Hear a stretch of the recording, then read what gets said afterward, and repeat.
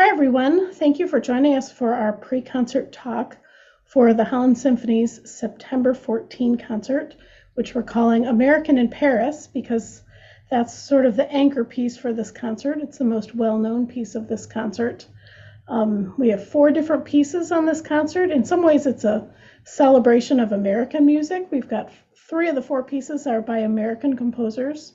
We don't have a big, long symphony as we often do, but 4 pieces. And so I thought I'd start off by asking Johannes why these 4 pieces together in the same concert. I've been practicing the music, and they feel different, and they're 4 very different pieces, even though were all written within a span of 34 years. But why these 4 pieces?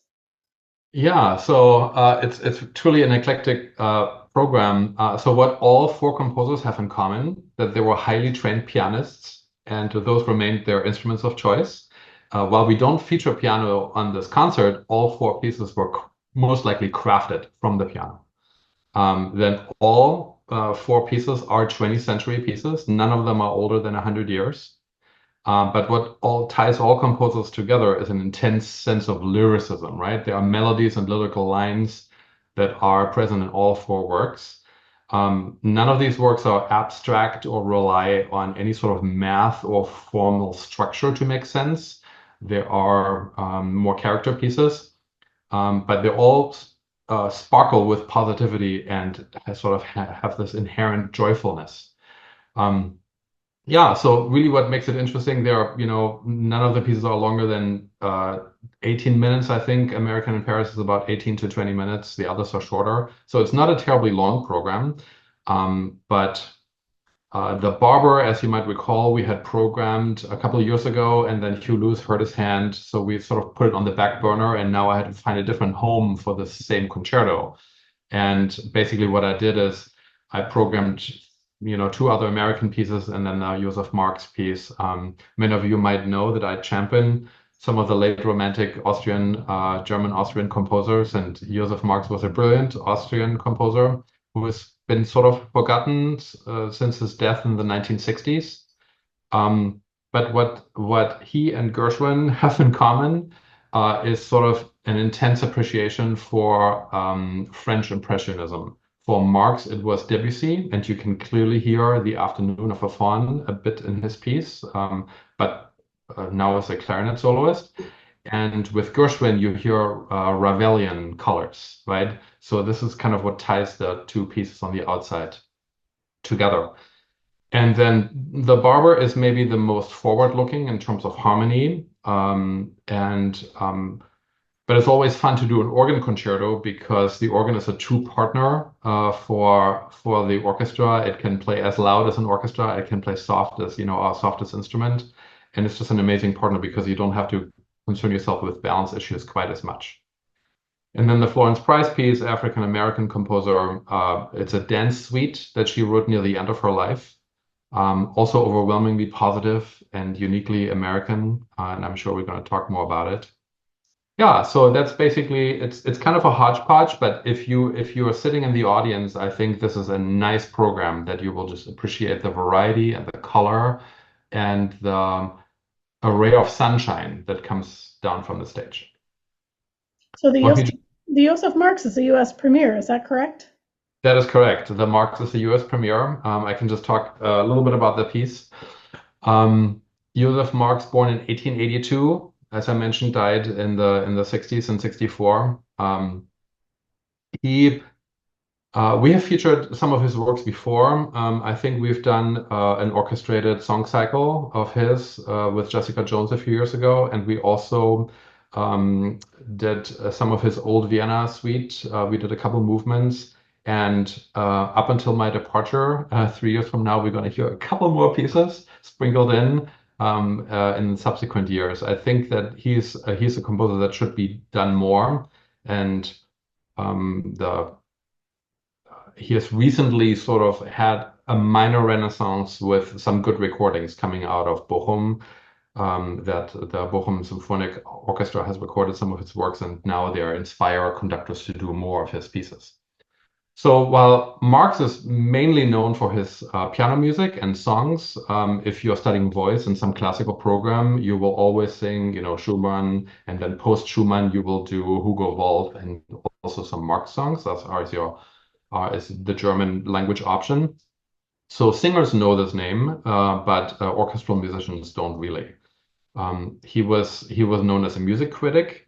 He was also known for coining the term atonal music, describing the music that he did not want to write, because he kept true in the tradition of Mahler and Strauss with pushing boundaries but never leaving tonality, even though all around him was 12-tone music and sort of this mathematical, new way of composing music. He did not buy into this, and in his musical critiques that he published in newspapers, he sort of championed tonality and staying firmly grounded. So this piece, the Idylle, was composed in 1925, so roughly 100 years ago, in the pastoral key of F major. Pastoral because the Pastoral Symphony No. 6 by Beethoven is also in F major. And it's also called the symphony, or a work on a fourth. So the fourth is an important interval. F major is a fourth from C, for example. And then also we learn in music theory, harmonies that are built on fourths sort of sound a bit ancient. If we recall, some of you took music history classes, the organum, right, parallel fourth. So there's sort of an ancient, almost like a Roman-inspired sound to it. Film music composers who depict like Gladiator or ancient Rome, they always use parallel fourths. So there's something ancient or nostalgic about it, and he used that in this work. And yeah, so as a listener, you're sort of carried off into landscapes with a mysterious charm, dreamy atmospheric images, and sort of hazy distance. Yeah, very much reminiscent of like the Afternoon of a Faun by Debussy, only with some Germanesque counterpoint mixed in and use of the clarinet. So it's an interesting piece that is part of a trilogy. We're just doing the middle movement, the Idylle movement. It's for a slightly more restrained orchestra, not quite as large, but it's a wonderful soundscape that sort of opens our concert before we dive into the more experimental colors of the Barber. So speaking of the Barber, I've heard that the Barber has a crazy cadenza for the pedals. It does. It's a piece that when I was still playing organ, I never tackled because that is just true graduate level work for the accomplished organist. So a little bit of background here. So of course, Samuel Barber, also one of the most celebrated American composers of the 20th century. He is known very much for his lyricism. So if you know, for example, his Adagio for Strings, or his Knoxville, Summer of 1915. That's a work that's often done.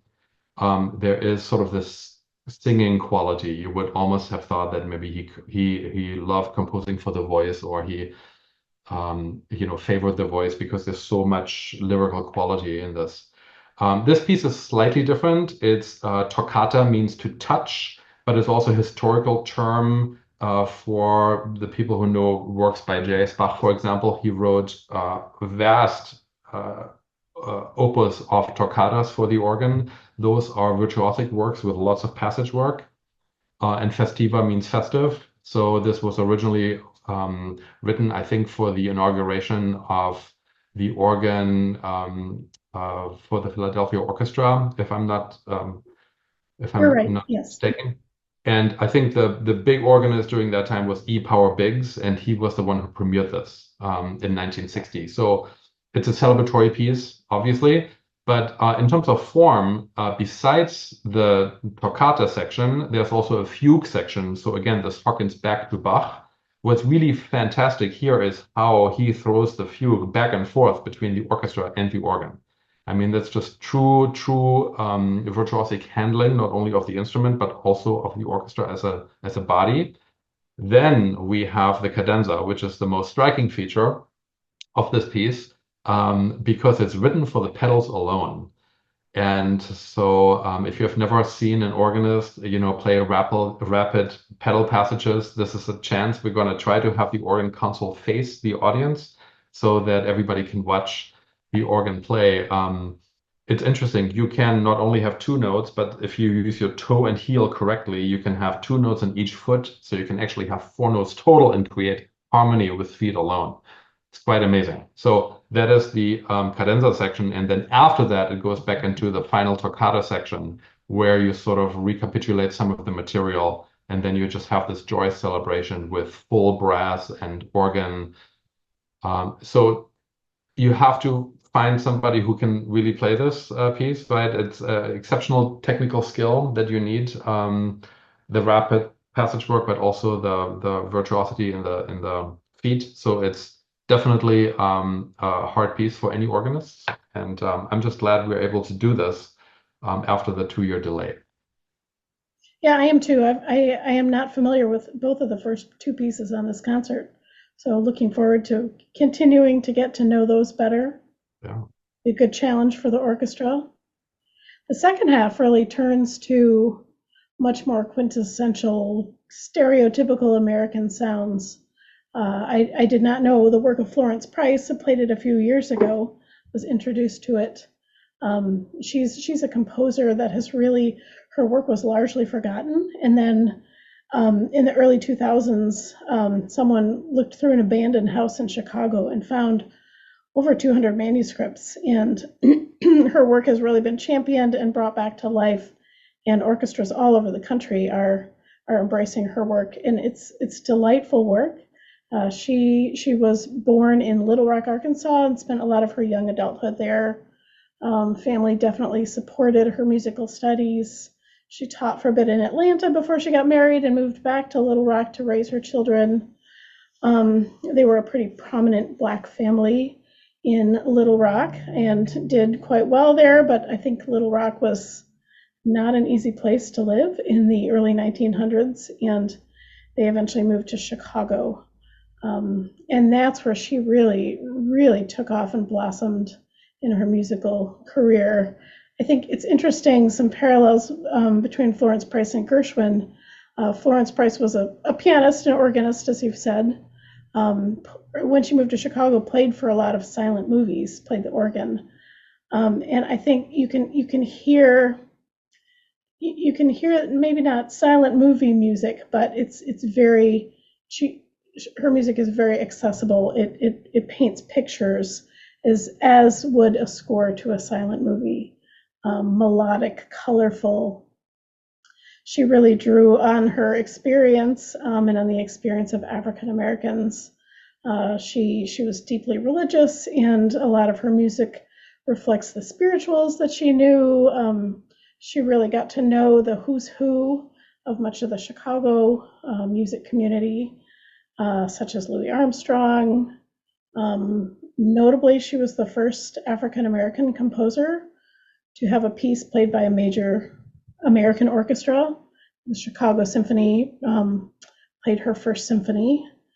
And she taught, she did a lot of studying in Chicago, studied composition, really composed a lot of music, and was very well received before her death. And then when the music sort of got lost and tastes moved on, so the orchestra world is so delighted that all of this music has been found recently. The dances in the Canebrakes, it was actually one of the last pieces that she wrote. She wrote it for piano. It's 3 movements, very much in the style of sort of ballroom dances, the foxtrot, very reminiscent of Scott Joplin music. It's very delightful. It's in sort of an interesting orchestra. She includes a saxophone in there, includes harps. So it's a harp. It's a very colorful sounding orchestration. The orchestration was actually done by William Grant Still, so shortly after her death. So there's a connection between those two composers as well. This is not the first piece by Florence Price that Holland Symphony has done. I think, is it our second? I think so. I think we've done her overture. Yeah. The Yeah. yeah. And we Yeah. have a piece by her later on this year, even a short string piece that's extracted from a quartet. I think we're doing this on the March concert. Yes. Mhm. So orchestras all over the country are certainly championing the works of composers who have not been as well represented as as the European composers, typically white male composers. And that's part of the reason Florence Price has been featured by so many orchestras, but her music really truly stands on its own. So we're grateful to be doing two of those pieces this year, and as well as a few other pieces by female composers on our November concert. So stay tuned for more information about that. The Florence Price piece will segue really nicely into Gershwin's American in Paris, which I'm sure is the best known piece of this program. Um, Gershwin, you've talked about the connection to France. Gershwin was enamored with French music. More about that in a minute. I think Gershwin, who changed his name to George Gershwin to have a little more American sounding name. There's more about that in the program notes if you'd like to read those. Early in his career, alongside his compositional studies, and I just learned this, he was what's known as a song plugger. I had to look that up. So, song plugger is someone who would play the piano in department stores or maybe music stores. This was before the days of easily accessible commercial recordings. So, if someone wanted to write a song and try to sell it, they would have a song plugger play it in a department store as a way of trying to sell that sheet music. And you can certainly hear that song quality in so much of his music. He wrote a lot of Broadway songs, very accessible music. Gershwin, kind of like Florence Price, just really embraced the musical sounds around him, and we just hear a wonderful diversity of Broadway, jazz, so many American musical sounds. So American in Paris, as you've indicated, doesn't really follow a strict format. It's a very picturesque piece. It's different episodes of Gershwin imagining an American kind of walking around Paris. As shortly before he wrote this piece, Gershwin had been an American in Paris.